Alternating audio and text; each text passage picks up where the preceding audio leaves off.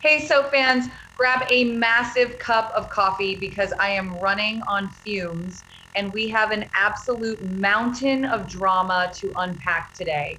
I have been staring at my screen for hours. My eyes are burning. My coffee is cold.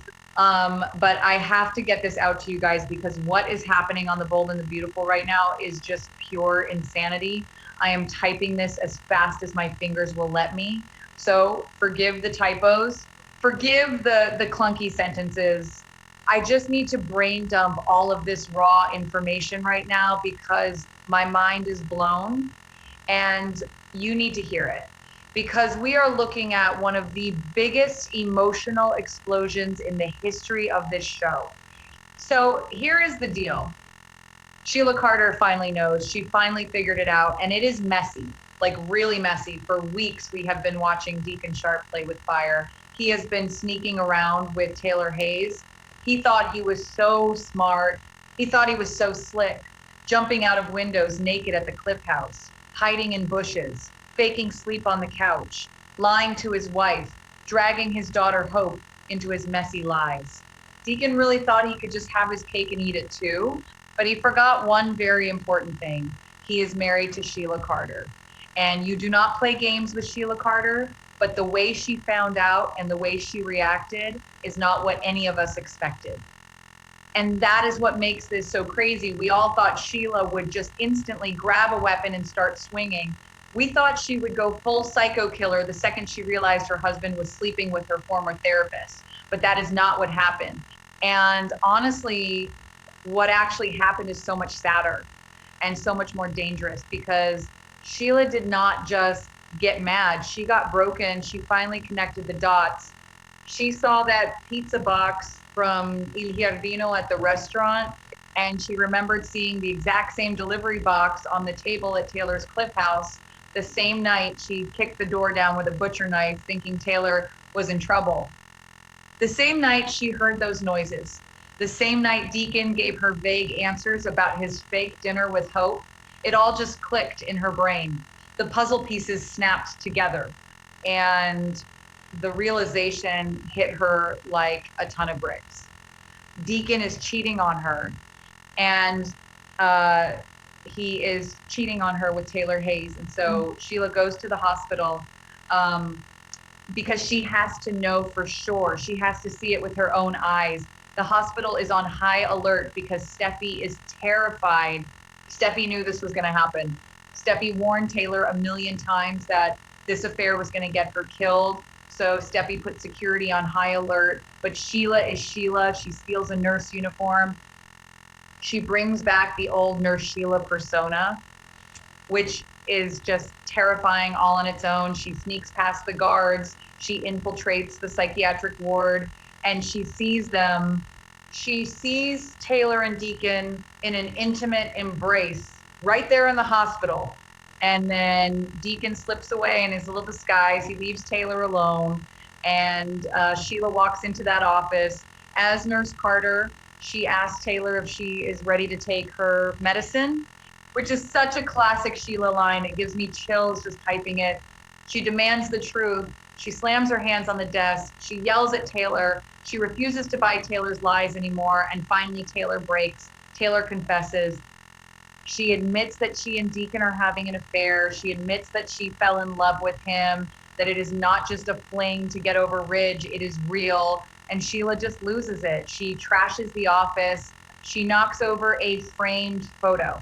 Taylor is crying out in terror. But then something shifts. The anger sort of drains out of Sheila, and it is replaced by this overwhelming, crushing sense of helplessness.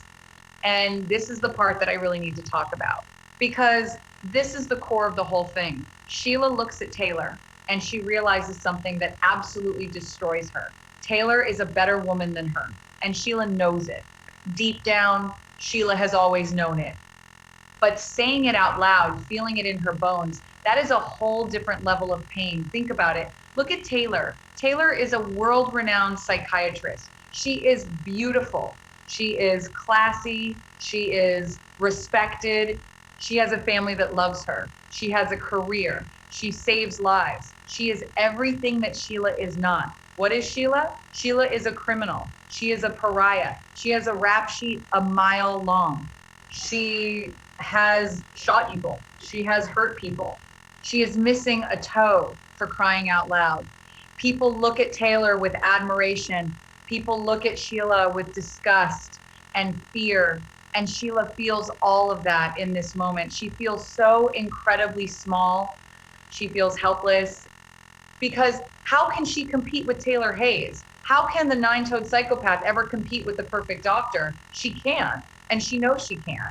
She realizes that, of course, Deacon wants Taylor. Why wouldn't he? Taylor is a prize. Sheila is a burden.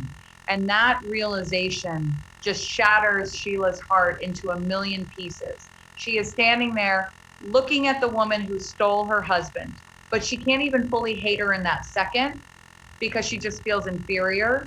She feels like trash. She feels like she was stupid to ever believe that a guy like Deacon could truly be happy with a monster like her when an angel like Taylor is an option. But here is the twist. You would think Sheila would just walk away, or you would think she would just pull out a gun right then and there, but she doesn't. Instead, she does something so desperate and so pathetic that it is hard to watch. She begs. Sheila Carter, the woman who has terrorized Los Angeles for decades, the woman who takes no prisoners. She drops all of her pride. She drops all of her dignity, and she begs Deacon not to leave her. She finds Deacon, and she just breaks down. She is crying, real tears, not fake manipulation tears, real, raw, ugly tears. She looks at him and she tells him that she knows about Taylor. She tells him that she knows Taylor is better than her. She actually admits it out loud. She says, I know she is a good woman. I know she is better than me. I know I am damaged goods, but please, Deacon, please do not leave me. And it is just so clunky and raw. The words are just tumbling out of her mouth. She is grasping at him. She is holding onto his shirt like a drowning woman holding onto a life raft, because Deacon is her life raft. Deacon is the only person in this entire world who has ever truly loved her for who she is. He accepted her when everyone else wanted her dead. He hid her in his tiny apartment. He gave her a job. He married her. He gave her a life. He made her feel human. And she tells him this. She says, Deacon, you changed me. Since I fell in love with you, I have become a better person. I am not that monster anymore. I am not the woman who shoots people in alleyways. I am a wife. I am a business partner. I am trying to be good. And it is all because of you. You are my anchor. You are my light. And then she drops the bombshell, the warning, the plea that changes everything. She looks Deacon dead in the eyes, and her voice gets really quiet. And she says, Deacon, I am terrified. I am so scared of what will happen to me if you walk away. Because if you leave me for Taylor, you take my light with you. And if the light goes out, the darkness comes back. She tells him that she is afraid she will revert to her old cruel ways. She is basically saying, I need you to stay with me, to keep me sane, to keep me good. Because if I lose you, I lose my humanity.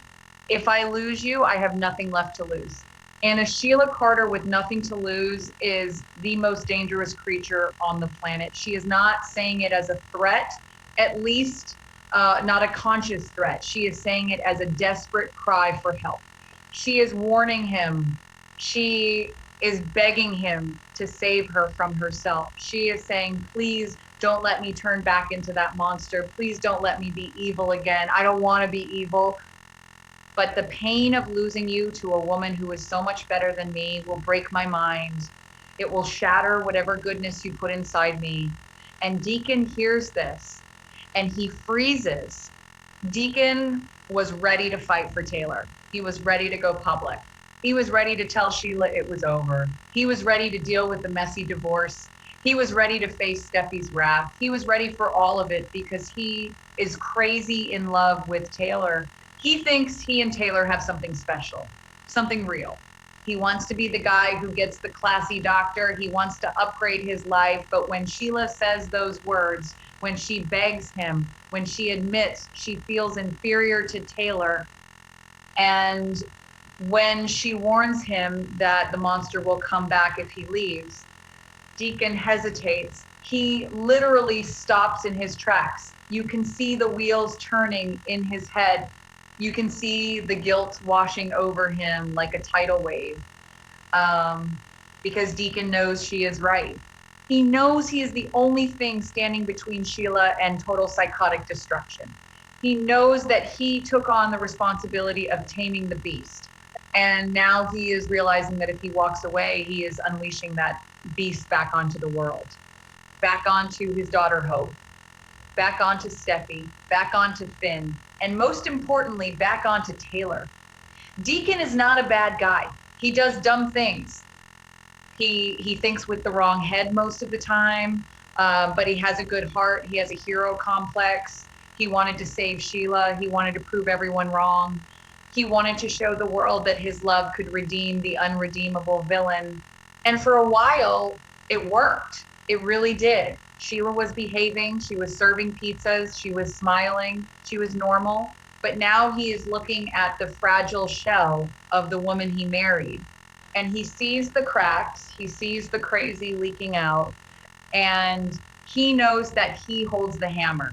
If he hits her with divorce papers, she shatters. And the shrapnel is going to kill people, literally.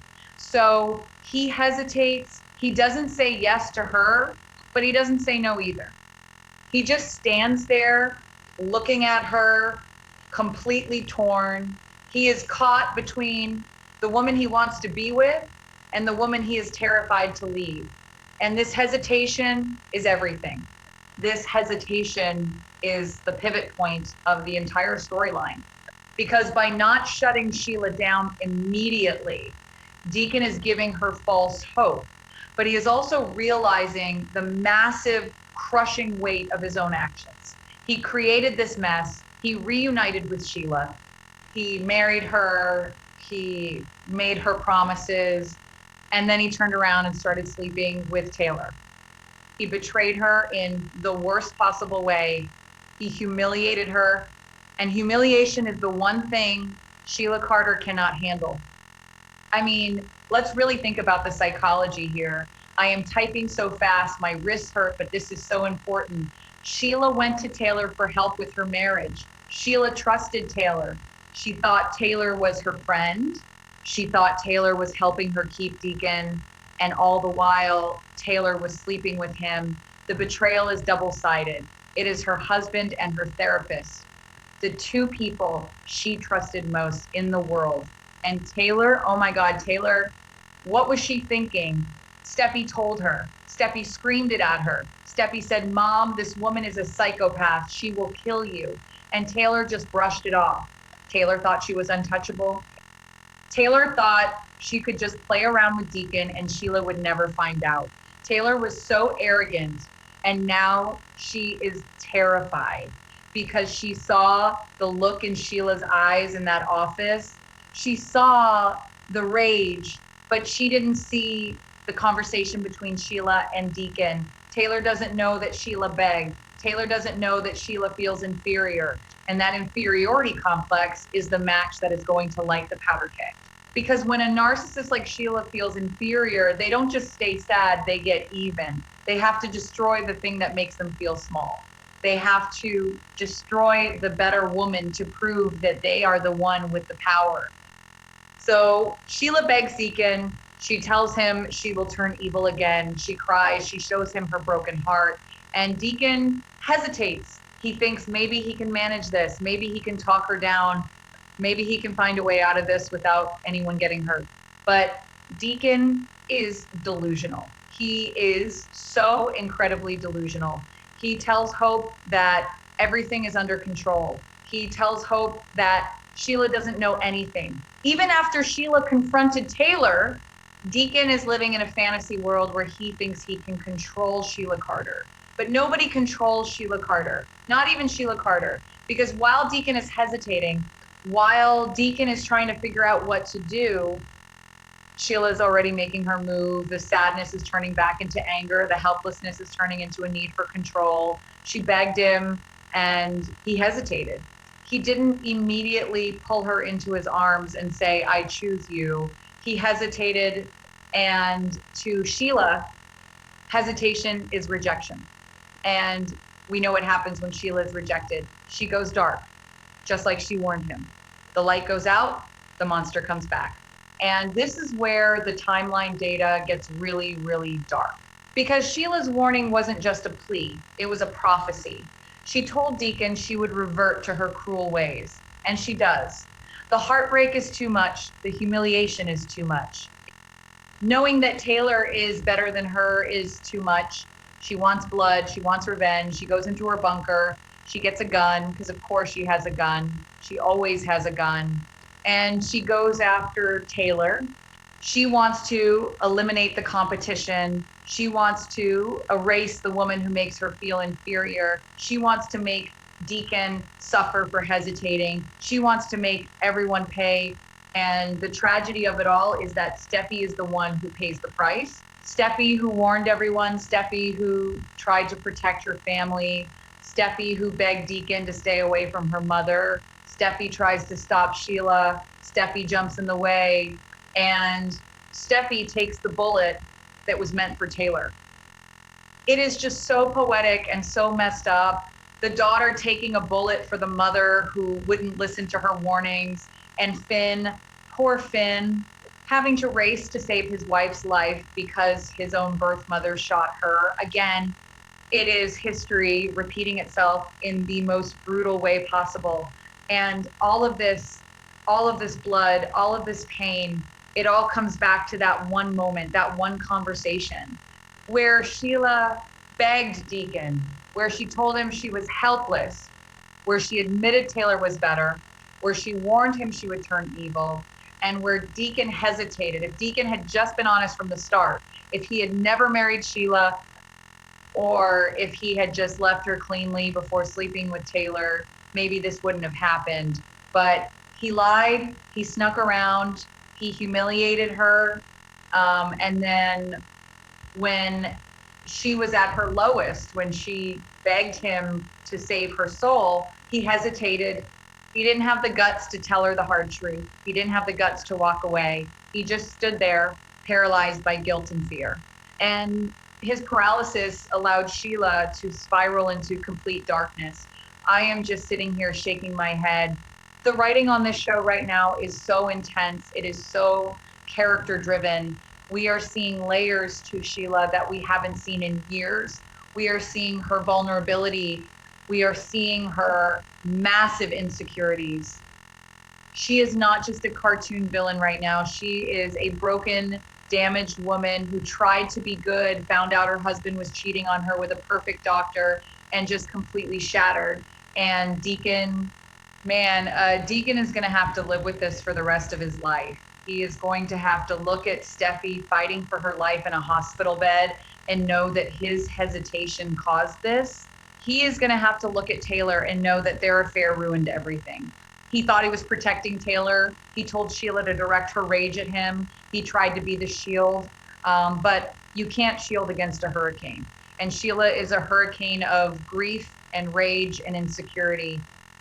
So now we have to wonder, will Deacon change his mind? After all this, after Steffi gets shot, will he realize that Taylor is not worth the body count? Will he try to go back to Sheila to contain the monster? Or is it too late? Has Sheila crossed the point of no return? I think it is too late. I think the second she picked up that gun, the redemption arc was over. The Sheila who served pizzas is dead. The Sheila who loved Deacon is dead. The old Sheila is back, and she is out for blood. And let's talk about Taylor for a second, because Taylor is not a victim here. I mean, yes, she is a victim of a crazy person with a gun, but she is not innocent. She knew Deacon was married.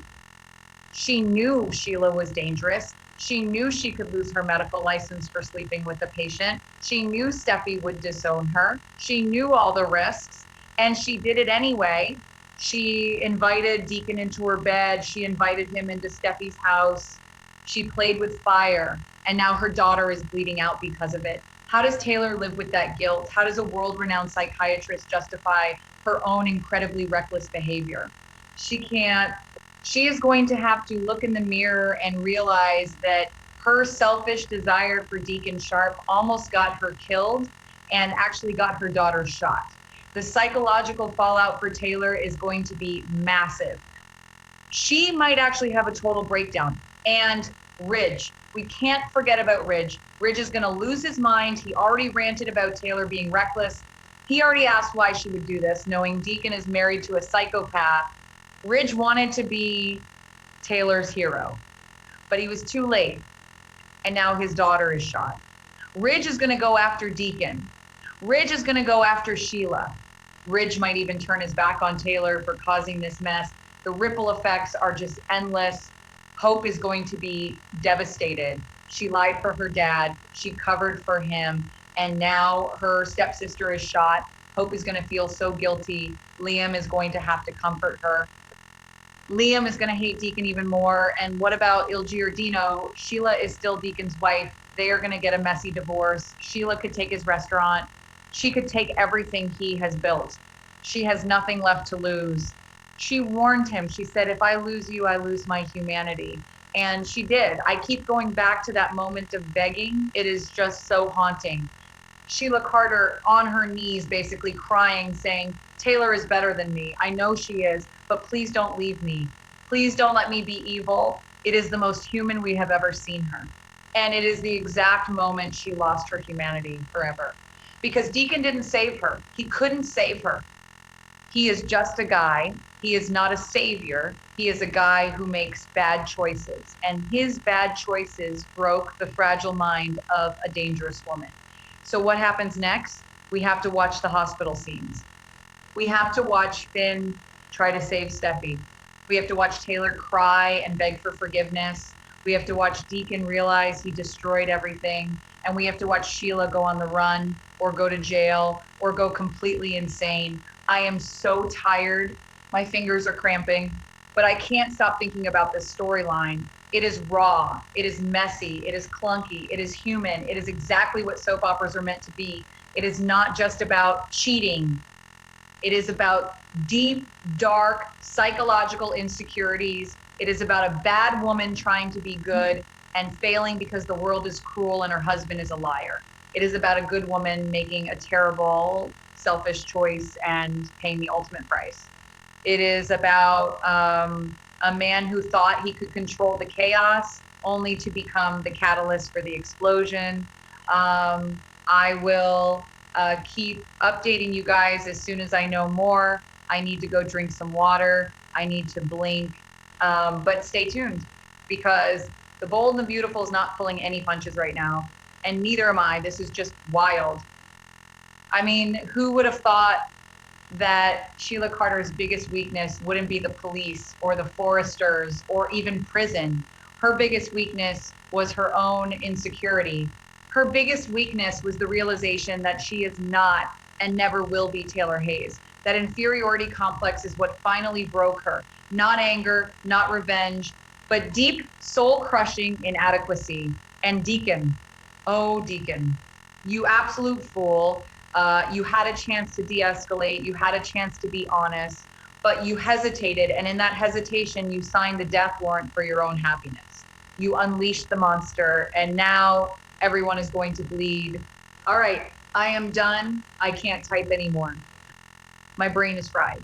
Read this, digest it. Let me know what you think in the comments, because I am just sitting here in shock. Peace out.